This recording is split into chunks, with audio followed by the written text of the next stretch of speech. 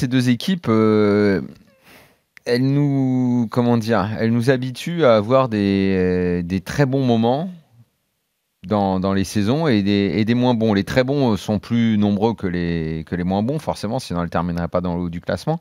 Mais je me souviens que l'année dernière, on avait vachement oscillé entre, surtout au début de la saison, Lyon a mal commencé, Lyon s'est repris, il y avait eu quelques crises, encore des soubresauts, beaucoup de critiques. De phase. Marseille, ça avait été le début de saison jusqu'au match contre Rennes. Beaucoup de critiques, et puis d'un coup, il s'était mis à enchaîner. Là, c'est la 6e journée seulement, et le match, il est venu tôt. L'affrontement entre les deux. Au final, Lyon a juste recollé à Marseille.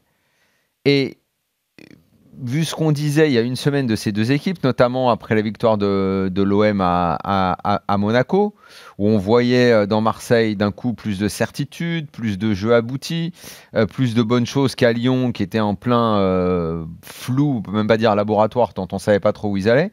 Et en une semaine, tout s'inverse.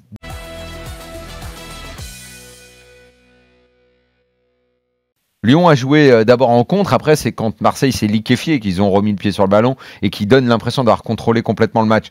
Mais sur la première période, l'OM n'est pas complètement à la ramasse. Enfin si, ils encaissent le but parce que Luis Gustavo se déchire complètement et après on découvre tout au long du match qu'il se rate complètement. Mais l'écart il se fait vraiment dans la seconde période. Mais donc pour en revenir à Lyon, ce nouveau système, est-ce que c'est le nouveau système des gros matchs ? Est-ce qu'il va le continuer même là, quand il va jouer un petit ?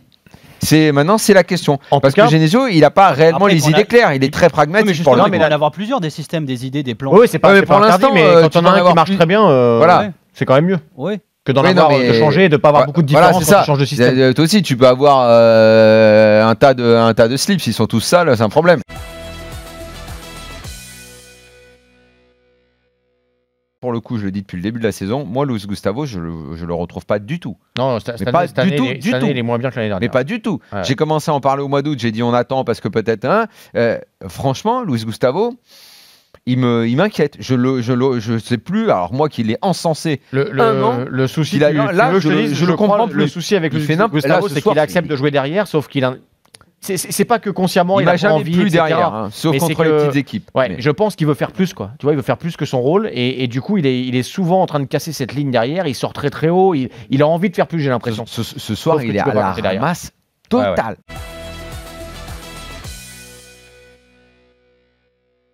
De Neuer, déjà, ça apporte beaucoup de sérénité. Non, mais il est toujours bien placé, le gars. Regardez tu savais pas ce qu'il valait. Le mec, il jouait plus. Tu sais quoi, c'est le vrai patron. Regarde, pendant le match, moi, je m'amuse à le regarder un petit peu. C'est lui qui fait même sortir, c'est lui qui resserre, etc. Ouais, voilà, il parle beaucoup. Ils ont peut-être trouvé un vrai patron derrière. Ouais, c'est vrai. Et donc, c'est vrai que curieusement et paradoxalement, il joue avec un 9 qui, certes, occupe les défenseurs parce qu'il bouge beaucoup. Mais après, il est pas super bon. Il peut rentrer à la pause avec un but tout fait. Il peut avoir un but pour lui. Il rate l'immanquable de Paille. À un moment donné, quand t'aimes pas jouer comme ça, mais que t'as quand même les occasions, tu peux peut-être t'en contenter. Je crois même que Nico il a mis celle-là. C'est pour ça que quand Rudy Garcia dit qu'à la mi-temps, le 1 partout est mérité, moi je suis plus d'accord avec Genesio. À la mi-temps, tu dois normalement rentrer avec 2-0. Quoi.